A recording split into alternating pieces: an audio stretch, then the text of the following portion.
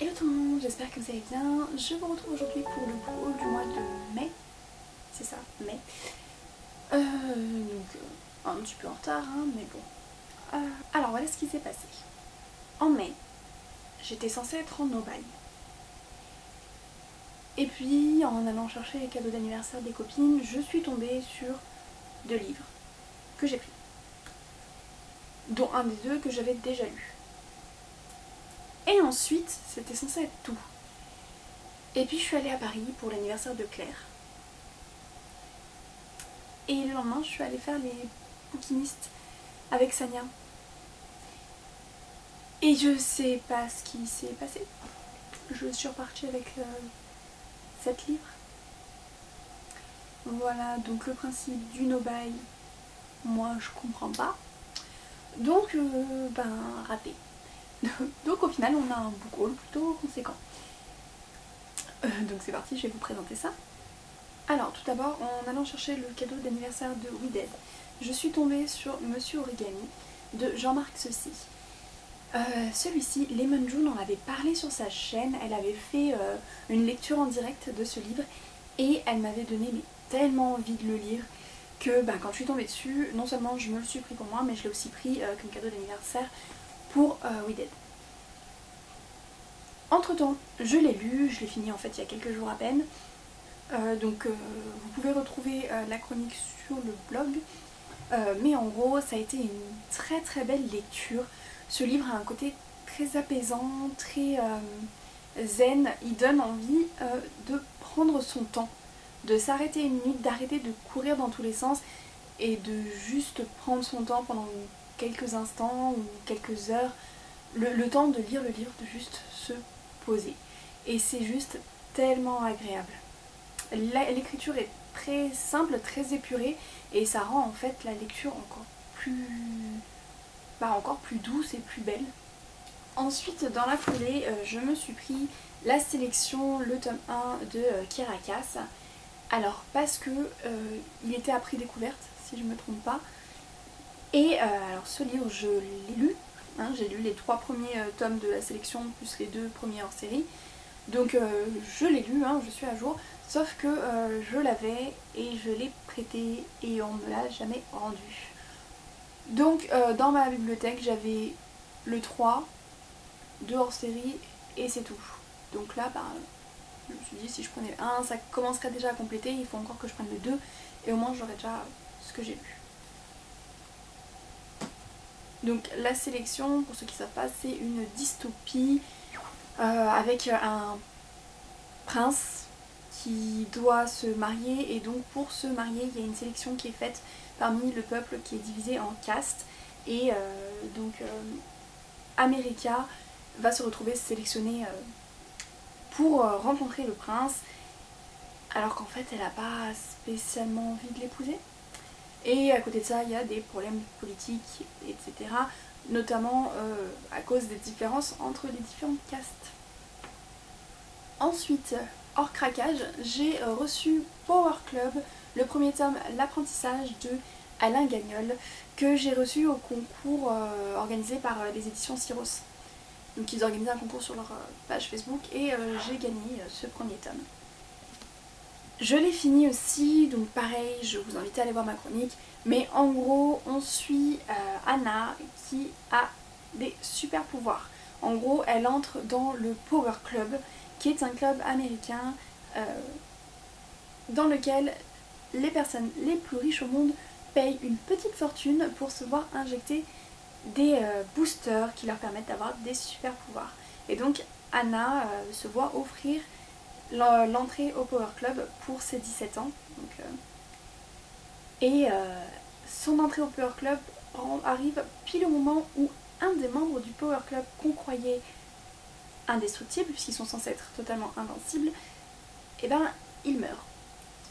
Donc on va suivre l'entrée dans le Power Club de Anna, ses premiers pas en tant que super-héroïne, et surtout toute la vie dans le Power Club, les intrigues et le mystère de la mort de Jason. Ensuite, quand j'étais à Paris pour l'anniversaire de Claire, Andrea en a profité pour m'offrir mon cadeau d'anniversaire un petit peu en retard. Donc il s'agit de L'Étincelle, le premier tome de Nos Interdits de Roxane Maffre. Alors je l'avais vu pas mal passer sur Bookstagram et il me donnait bien envie, même si en fait je ne sais pas du tout de quoi il parle. Mais les avis étaient tellement positifs que du coup ça a titillé ma curiosité. Et si je ne me trompe pas, le tome 2 sort courant du mois de juin. Ensuite, et bien, tout le reste, c'est les craquages que j'ai fait à la bouquinerie quand j'y étais avec Sania, qui est donc une très mauvaise influence. En même temps, vu le prix des livres, je pouvais pas ne pas craquer. Donc le premier que j'ai acheté et déjà lu, il s'agit du cercle littéraire des amateurs d'épluchures de patates de Marianne Schaffer et Annie Barrows. Alors, je suis tombée dessus, le titre m'intriguait, la couverture je la trouvais super jolie et il était à 1,50 €. Mais en soi, c'est un livre dont j'avais très peu entendu parler et le peu que j'en avais entendu, je ne m'en souvenais pas spécialement. Donc je l'ai pris sans trop savoir à quoi m'attendre, j'ai même pas lu le résumé. Et alors en fait, on va suivre une jeune écrivain tout de suite après la Seconde Guerre mondiale. Donc elle habite à Londres et elle arrête de faire la promotion de son nouveau livre. Quand elle reçoit un livre d'un homme qui habite à Guernsey, donc c'est les îles anglo-normandes qui sont au-dessus de la Normandie et en dessous de l'Angleterre. Ce sont des îles anglaises du coup. Donc il lui envoie une lettre pour lui parler d'un livre qu'il a entre ses mains et qui lui a appartenu avant à elle. S'ensuit une correspondance entre eux jusqu'à ce que elle décide de se rendre elle-même à Guernsey. C'est un livre qui est très beau. J'aime beaucoup l'écriture. Le style des lettres est vraiment très intéressant, très agréable à lire. Les personnages sont tous très différents et tous tellement attachants et tellement drôles. Le personnage Juliette est très drôle aussi, j'aime beaucoup son style, sa manière de s'exprimer, elle a beaucoup d'humour, de même que ses amis les plus proches, et on prend vraiment plaisir à suivre cet échange entre eux et l'évolution aussi des relations, l'évolution de leur vie. Et à côté de ça, on va aussi recueillir des témoignages sur la Seconde Guerre mondiale, puisque Guernsey était occupée par les Allemands durant la Seconde Guerre mondiale. Donc on va avoir le point de vue des Anglais occupés à Guernsey, mais aussi de ceux qui ont vécu la guerre du côté de Londres. Donc il y a des moments qui sont aussi très touchants, très tristes, très durs.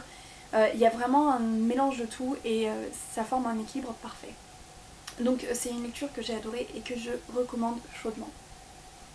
Ensuite, j'ai trouvé ceci. Alors, c'est une édition anniversaire de L'Alchimiste de Paulo Coelho. Et donc, comme pour la sélection, je l'avais. J'avais acheté cette édition que je trouvais très belle il y a genre 5-6 ans, au moment où elle était sortie. Et je l'ai prêtée et on me l'a jamais rendue. Et depuis, j'étais super frustrée parce que je voulais pas me racheter l'édition de poche de L'Alchimiste alors que j'avais eu entre les mains cette édition si magnifique. Donc je l'ai trouvée, elle n'était pas donnée, elle était d'occasion mais elle n'était pas beaucoup d'occasion. Ah bah si en fait, puisqu'elle était à 18 € de base et que je l'ai payée 10 €. Donc si en fait c'était une bonne occasion. Mais donc du coup je suis super contente de l'avoir retrouvée parce que L'Alchimiste c'est un livre que j'ai adoré. C'est mon premier Paulo Coelho si je ne me trompe pas. Aujourd'hui encore il m'a beaucoup marqué et il a encore de l'impact sur ma vie. Ensuite, j'ai pris Oscar Wilde, Le fantôme de Canterville et autres... Oups, on ne voit rien. Le fantôme de Canterville et autres contes. Depuis quelques mois, je me fais une petite collection des livres d'Oscar Wilde. J'en ai lu quelques-uns déjà. J'en ai d'autres dans ma bibliothèque que je n'ai pas encore lus. Mais en tout cas, je suis en pleine découverte d'Oscar Wilde. Donc, bah, forcément, Le fantôme de Canterville à 1,50 €, je prends. Plus il est court donc je devrais le lire assez rapidement. J'ai pris Rose de Tatiana de Rosnay. J'avais beaucoup aimé Elle s'appelait Sarah de Tatiana de Rosnay. J'avais vraiment adoré en fait. J'avais été extrêmement touchée et chamboulée par ma lecture. J'ai été très très émue et même maintenant quand j'y pense ça me bouleverse encore. Il y a des scènes qui sont restées gravées dans ma tête et je parle du livre, je parle pas du film. Même si le film est bon aussi, mais il n'a pas la dureté qu'a le livre. Donc du coup j'avais été très impressionnée par la plume de Tatiana de Rosnay et sa manière de conter une histoire et de transmettre des émotions assez dures. Donc en tombant sur Rose, je me suis laissée tenter, même si je n'ai pas la moindre idée de quoi il parle. Et il est assez court, il fait moins de 200 pages si je me trompe pas. Non, pardon. Il fait moins de 250 pages, donc c'est pareil, ça se lit vite.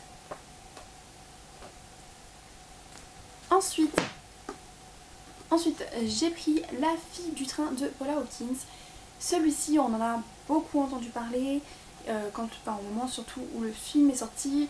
J'en ai entendu des avis très très mitigés, donc il y a des gens qui ont adoré, d'autres qui ont détesté, beaucoup ont été très déçus.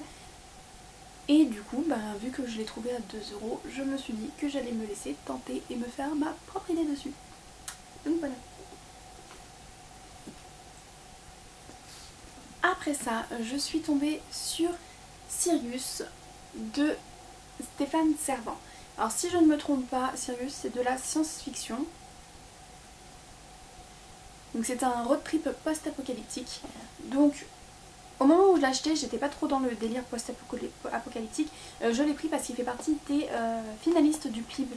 Donc je dois le lire avant fin août, début septembre. Donc je dois le lire. Dans tous les cas, il me le fallait dans ma palle. Donc quand je l'ai trouvé d'occasion, je l'ai pris, même s'il n'était pas très réduit au niveau du prix. Mais bon, il me le fallait dans tous les cas. Et puis en ce moment, du coup, je suis beaucoup sur des séries post-apocalyptiques. Donc je me dis que c'est temps de le lire. Voilà, je suis dans la bonne humeur pour ça, apparemment. Et enfin, le dernier achat de cette longue liste, il s'agit de Percy Jackson et les dieux grecs. Donc ceci est une petite merveille. Il est super beau, donc écrit par Rick Riordan et illustré par John Rocco. Il a des illustrations qui sont juste magnifiques. Alors, j'adore la mythologie grecque, j'adore ça depuis super longtemps. Voilà, il y a des illustrations et des explications à côté. Donc, je suis toujours curieuse d'en apprendre un peu plus, dans des formats un peu différents. Je n'ai pas lu les Percy Jackson encore. Même si Marie insiste à fond pour que je les lise, je vais les lire, je veux les lire.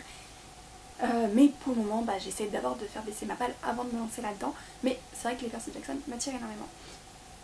Donc du coup, quand je suis tombée sur ce livre, cette magnifique édition quand même, à 4 €, je pouvais pas ne pas la prendre. Surtout que je sais que je veux commencer ma collection de Percy Jackson. Voilà. Donc voilà, c'est tout pour ce book haul. J'espère que ça vous a plu. Dites-moi quel livre vous souhaitez que je lise dans le mois de juillet pour vous en reparler sur la chaîne. Et sinon, dites-moi si vous avez lu certains de ces livres, si je devrais en lire certains en priorité, si certains vous ont plu ou ne vous ont pas plu. Dites-moi tout. On se retrouve en commentaire. Sur ce, je vous souhaite à tous de très bonnes lectures et je vous dis à très bientôt. Salut!